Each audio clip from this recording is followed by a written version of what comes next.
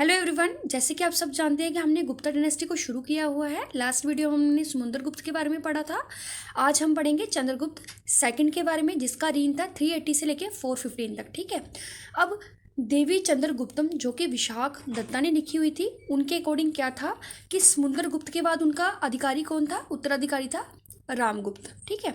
अब रामगुप्त जो था बहुत ही कायर था। जैसे ही साका जो इन्वेडर थे उन्होंने उस पर हमला किया तो उसने सरेंडर कर दिया और अपनी वाइफ ध्रुवा देवी को साका रूलर्स को दे दिया था। ठीक है। और वो एक ऐसा रूलर था जिसने कि कॉपर कॉइन्स को इशू किया था। अब चंद्रगुप्त सेकंड जो था वो रामगुप्त का छोटे भाई थे। ठीक है। उन्होंने क्या किया था, साका रूलर का जो एनिमी कैंप था उस पर हमला कर साका रूलर को, साका जो शासक था जिसने रामगुप्त पर हमला किया था, उसको हराकर, ठीक है, उसको मारकर बाद में क्या कर दिया, रामगुप्त को भी हराकर बाद में उसने राजगद्दी को हथिया लिया और जो रामगुप्त की वाइफ थी ध्रुवा देवी, जिसको उसने साका इन्वेडर को सरेंडर कर दिया था, उससे शादी कर ली। ठीक है।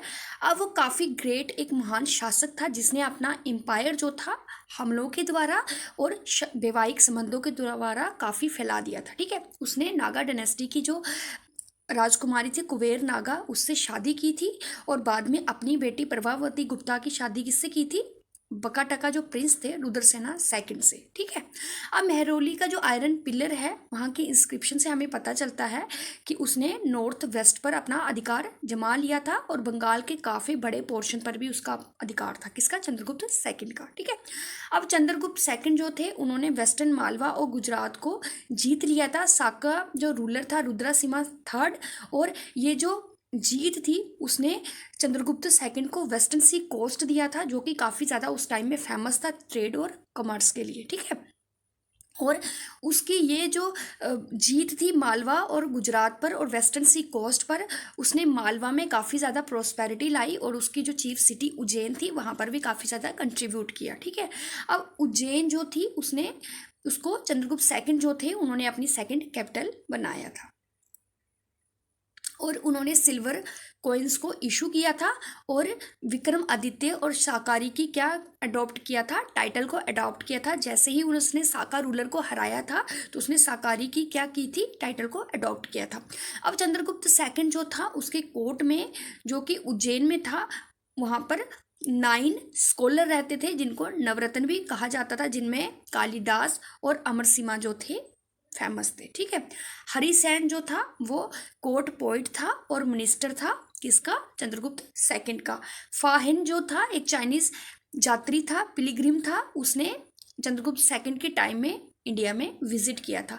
तो ये कुछ कुछ पॉइंट्स जो होते हैं ये बहुत ही इंपॉर्टेंट होते हैं, क्योंकि कम्पिटिटिव एग्जाम्स में अक्सर ये क्वेश्चंस पुट किए जाते हैं। ठीक है। उसके बाद हम पढ़ लेते हैं कुमारगुप्त के बारे में, जिसका रीन था 415 से लेके 455 तक। इनके बारे में कुछ खास नहीं है। इन्होंने क्या किया था, नालंदा जो यूनिवर्सिटी थी उसको फाउंडेड किया था और ये लॉर्ड जो कार्तिकेय थे उनके वार्शिपर थे। और जैसे ही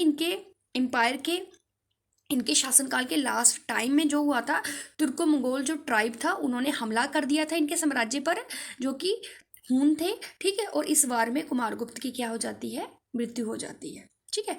अब पढ़ लेते हैं स्कंदगुप्त के बारे में, जिनका रीन था 455 से लेके 467 तक। इन्होंने हून के जो अटैक थे 2 बार उनके अटैकों को फिर से रिपेल्ड किया, यानी कि जवाब दिया, मुंह तोड़ जवाब दिया, और उनकी इस जीत के कारण उनको विक्रम आदित्य का टाइटल मिला था। ठीक है। और इसी पीरियड में उन्होंने सुदर्शना जो लेक थी उसको रिपेयर करवाया था। ठीक है। लेकिन अब जो हून जो थे वो कंटिन्यूसली अटैक करते रहते थे, जिसके कारण उनकी इकोनॉमी जो काफ़ी ज़्यादा कमज़ोर पड़ गई थी, जिसके कारण इस एम्पायर का, गुप्ता एम्पायर का क्या शुरू हो गया, डिक्लाइन। और जैसे स्कंदगुप्त की डेथ हो जाती है तो इसका डिक्लाइन हो जाता है गुप्ता एम्पायर का। तो ये कुछ इंपॉर्टेंट फैक्ट्स थे गुप्ता एम्पायर के बारे में। आई होप आपको समझ आई होगी। Thank you.